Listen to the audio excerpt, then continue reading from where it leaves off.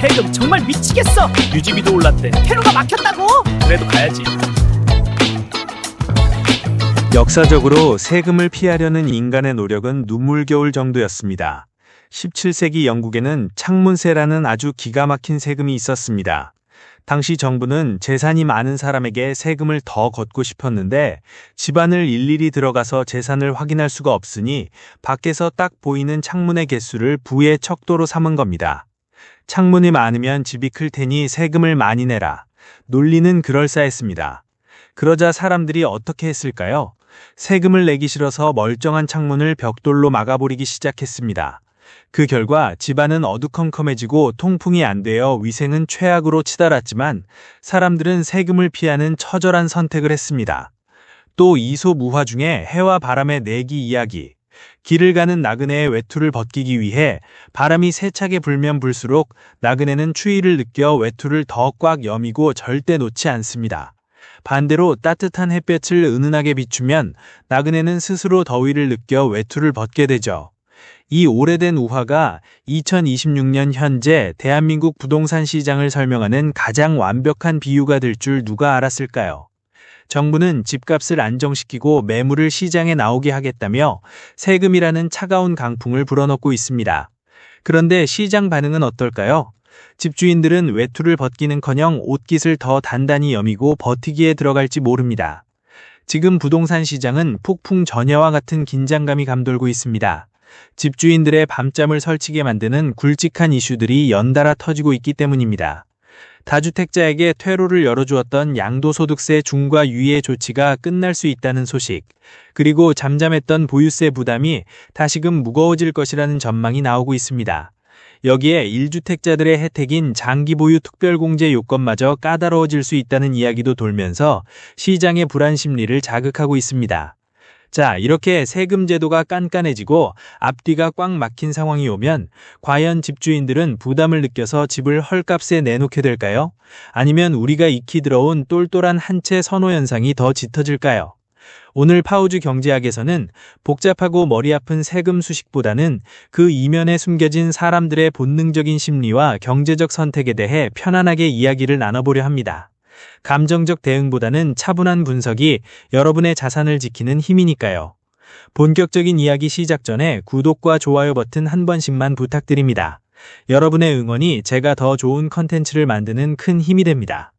우선 현재 집주인들의 머릿속 계산기가 가장 바쁘게 만드는 핵심 이슈 두 가지를 차분하게 짚어보겠습니다. 첫 번째는 출구 전략의 봉쇄입니다.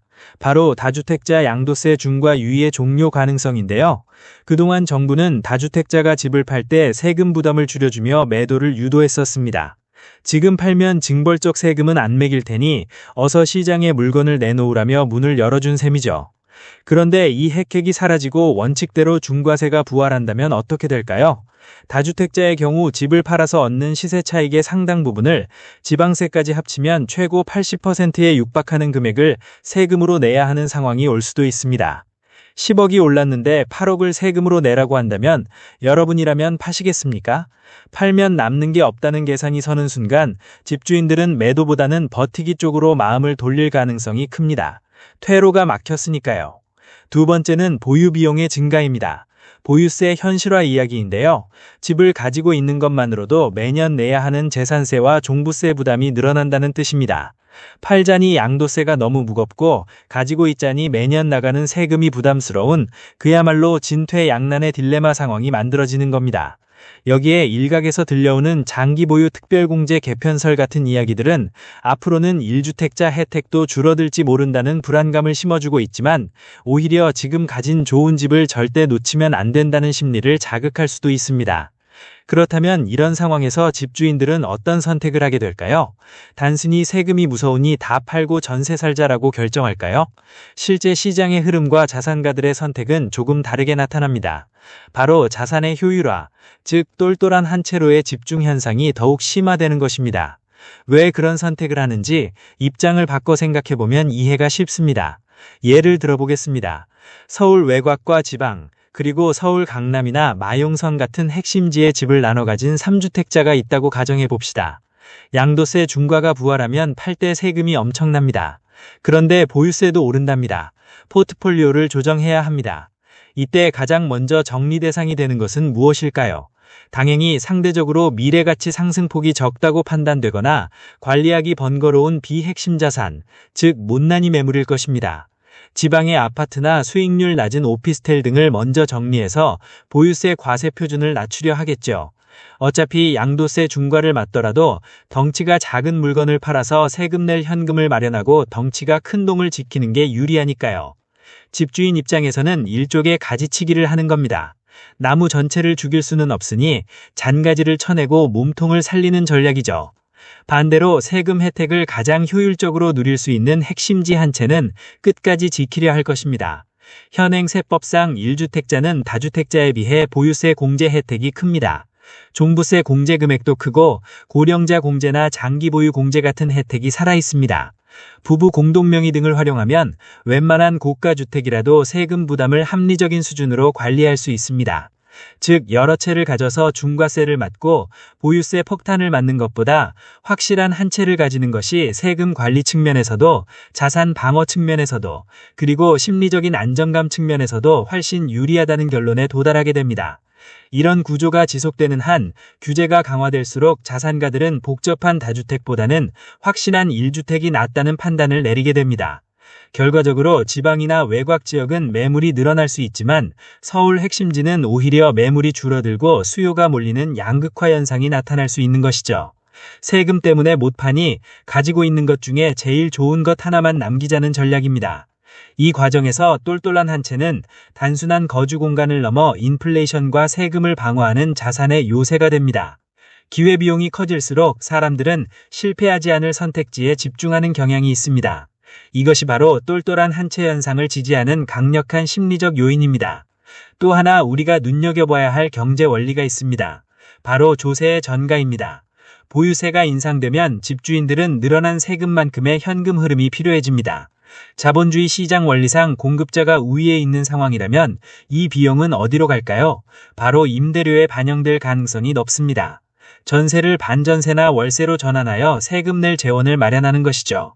실제로 과거 데이터를 보면 보유세 부담이 급격히 늘어날 때 월세 거래 비중이 높아지는 경향이 뚜렷했습니다. 집주인을 타깃으로 한 세금 인상이 결과적으로는 임차인의 주거비 상승으로 이어지는 경제의 연결고리가 작동하는 셈입니다. 집주인은 월세를 받아 세금을 내고 그 부담은 세입자가 나누어지게 되는 구조가 고착화될 수 있습니다. 부자를 잡겠다고 던진 돌에 M1 서민들이 맞을 수도 있다는 경제학의 경고가 현실이 되는 순간입니다. 2026년 현재의 시장 환경도 이러한 흐름에 힘을 실어지고 있습니다. 뉴스에서 보셨겠지만 공사비 상승으로 인해 서울 주요 입지에 신축 아파트를 공급하는 것이 점점 어려워지고 있습니다. 재건축 분담금 문제로 사업이 멈추는 것도 많습니다. 즉 사람들이 원하는 새 아파트의 공급은 제한적인데 세금 효율성을 쫓는 수요와 양질의 주거지를 찾는 수요는 계속해서 핵심지로 향하고 있습니다. 경제학의 기본 원리, 희소성의 가치가 높아진 시점입니다. 공급이 부족한데 수요가 몰리면 가격은 어떻게 될까요? 세금으로 누른다고 해도 그 압력은 결국 핵심지의 가치를 더 단단하게 만들 수도 있습니다. 백화점에 갔는데 한정판 명품 가방이 딱 하나 남았다고 하면 사람들이 오픈런을 해서라도 사려고 하듯 지금 서울 핵심지 아파트가 딱 그런 상황입니다. 결국 다주택자 양도세 중과 유예 폐지나 보유세 현실화 같은 정책들은 의도와 달리 시장 참여자들에게 애매한 여러 채보다 확실한 한 채가 정답이다라는 시그널을 주고 있는지도 모릅니다. 물론 시장은 늘 변합니다. 하지만 변하지 않는 것은 사람들은 언제나 주어진 환경 속에서 자신에게 가장 이익이 되는 방향으로 그리고 가장 안전한 방향으로 움직인다는 점입니다. 자본은 가장 살기 좋은 곳, 가장 대우받는 곳으로 흐르기 마련입니다. 지금 집값이 오를까 내릴까를 단순히 예측하기보다는 변경된 세금 제도 속에서 사람들은 어떤 선택을 하는 것이 가장 유리할까를 고민해보는 것이 시장을 읽는 더 현명한 방법이 아닐까요?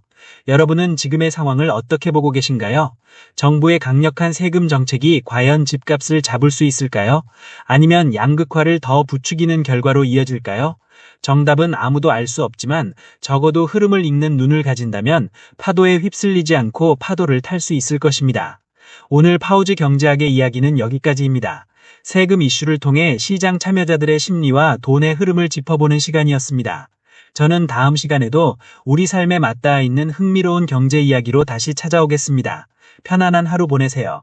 감사합니다.